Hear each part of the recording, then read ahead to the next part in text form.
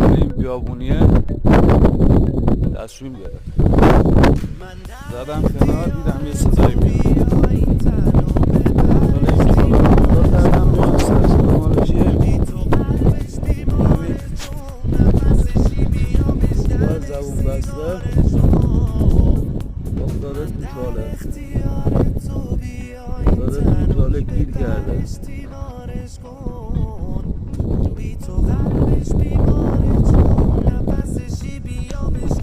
الان اومدیم